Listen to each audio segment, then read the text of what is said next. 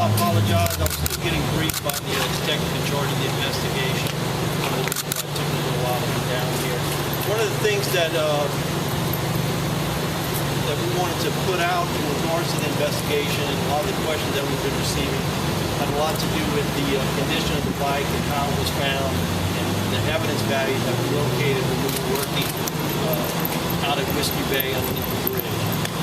First of all, the bike was found submerged in water by the fishermen. It was located with just a partial piece of it being visible to the fishermen prior to them being able to identify it as the bike. Once the bike was removed, then it was able to be examined by our detectives and our crime scene unit.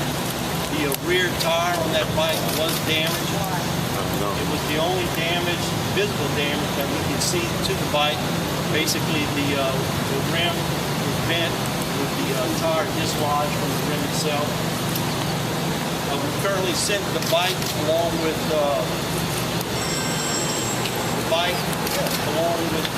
other evidence that we picked up at the scene, and that has been sent to the Louisiana State Police Crime Lab, where it's being processed and it's being examined by their professionals.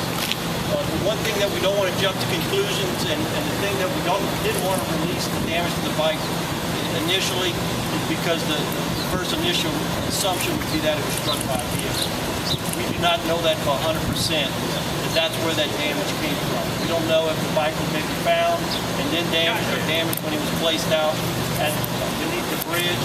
And so that's why we have sent it to the Louisiana State Police, where they're experts, forensic experts are going to look at it. They're going to examine it and give us the best scenario that they can as far as what information they can receive from that particular evidence. Another thing that we're very hopeful for is that the forensics is going to be able to pull evidence not only off the bike, but the handlebars and the gold hand grips, which we recovered from the scene. We continue to receive tips over the line in regards to the 3 vehicles. We have not yet identified the operators or occupants of those vehicles, and we would still like to talk to those individuals. We stress that they are not suspects in this case, but only persons of interest that we'd like to speak with as a result of valuable information that they can provide to us in regards to finding out what happened to Mickey and disappear. So that's basically where we're at currently with the investigation. Where does the investigation go from here? Well, the state police, fortunately, has put that bike as a priority. So as soon as we can get the information on that, that'll put us in a certain direction. But also things we're looking at are the vehicles still in the air. We're following up leads currently pertaining to those particular vehicles, and also other items of interest that we're not currently releasing at this time. So we have been in contact with the police department in Bloomingdale, and I know a lot of people have asked us about their particular case a year or so ago, and our investigators speaking with theirs, and based off of the facts, we do not currently think that the 2 cases are related. So I'll take any questions that you'll have pertaining to the case. Mouton, can you reiterate what he was supposed to do? There are like 100 in his trucks. Right. Yeah, what do you do? Well, and that's a very good point. You know, when someone wants to call in the information on a vehicle that they believe, we ask that you consider, you know, where did you see that vehicle? Was it around the time frame, or was it in the area? Does that vehicle frequent that particular area where Mickey went missing? You know, all that would come into play.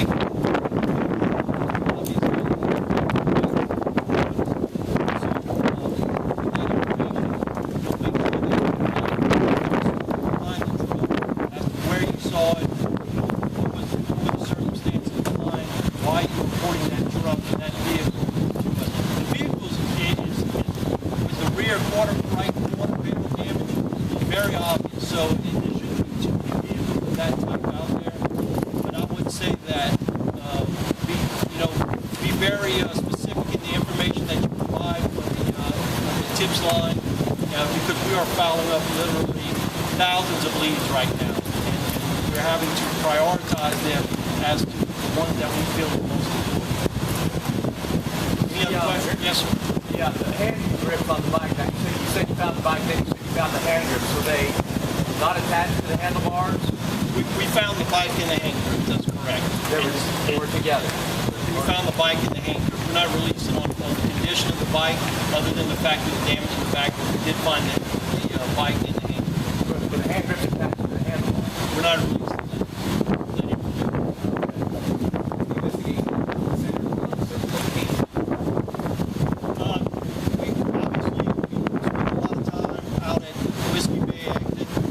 Gather a lot of information out there. We feel that we've searched that area enough that we feel confident that we did not leave any evidence out there. Obviously, those sheriff's departments that patrol the waterways continue to check those areas for us. We are now centered around the last sighting of Mickey, which is off of St. Landry in that particular area, and we continue to focus our efforts in that so that we can gather more information.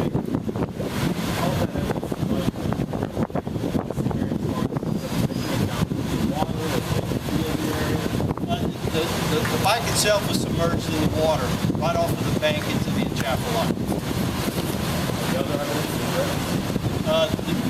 Again, that was found with or in the general vicinity of the bike.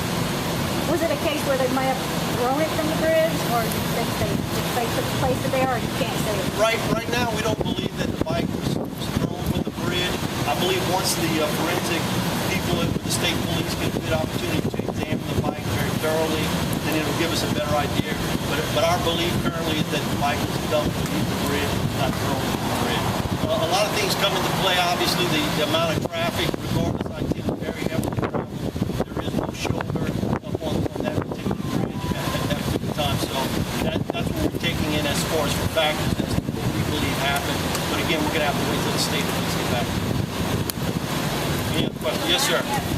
There's another teenage girl missing from a nearby parish. I can't think of it right now. Are y'all looking at both of these disappearances? I mean, she's a runaway, but she's still missing. I don't know for sure if we've been in touch with that agency. I'm not familiar with the case you're talking about.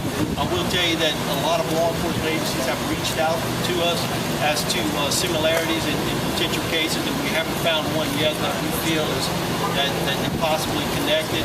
But we appreciate the assistance and the information that they keep providing us.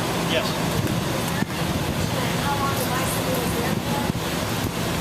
Right now, we can only believe that it was dumped there the morning that she went missing.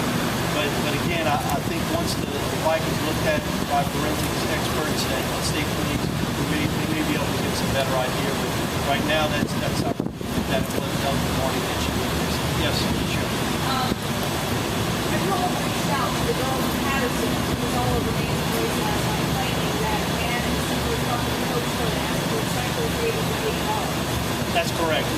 We are reaching out to Ms. Patterson's daughter. The information that we received, to my knowledge and the knowledge of investigators, no report had been filed with the police department. So we are looking at that angle, yes. What about the thought that there were 200 plus sexual predators in that area where maybe she was disappearing and people like the one the public does like conflict here? Well, that reality. Well, the reality is that we are checking those sexual offenders that are registered in the area, and we're following up on making contact with each and every one of them so that we know when and where they were at the time Mickey became missing. And so that is something we're definitely following up on. And when you all went down there to see the line, can you tell us where it was from the overpass? Is it possible that it was crossed off of the overpass and into the I'm going to tell you that we do not believe it was tossed from the bridge at this time. We believe that the perpetrator, the person, went beneath the bridge and dumped the bike in the water. And one final question. Yes. I spoke to Lou Marino today, a mother of Annie Moore, one of the other couple victims. Nobody was on there. She says that law enforcement promised that there would be a camera put down there so that no one should do this again and we can not see something from that. Why is there not a camera there? Again, that's beyond the jurisdictions of the city of Lafayette. I would not have an answer to that question. And is the sheriff is setting up any kind of investigation or basically or you all investigate all of that? Well, we're the lead agency in the missing persons case, but I will say that St. Martin Parish, Iberia Parish, Iberville Parish have all lended and continue to lend resources such as watercraft, sonar, and helicopters from the state police in an effort in that particular area of the state. And so the resources are out there, and they continue to be out there searching for me.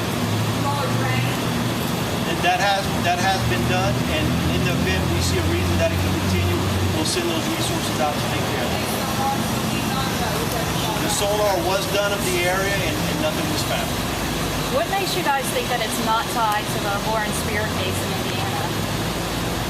Based off of, and again, we don't want to release information that pertains to our investigation that we're still holding on to, but based off the conversation our detective had with both authorities over there, we just do not feel at this time currently that those two cases are connected.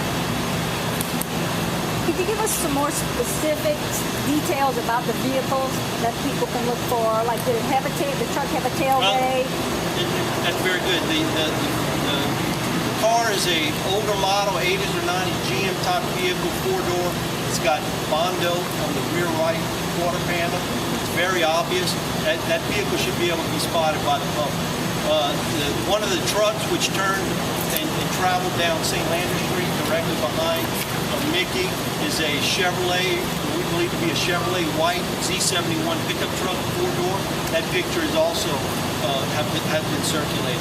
And then of course the truck with the cover on the bed, believed to be possibly a GMC or Chevrolet, which came from the direction for which Mickey had ridden her bike where she was last captured on video, is obviously a vehicle of interest for that reason.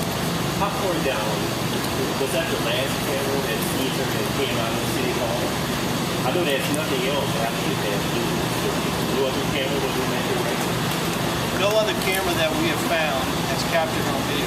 You know, it's possible that, someone in one of these vehicles may have saw Mickey turn off on a side street, which would assist in the investigation.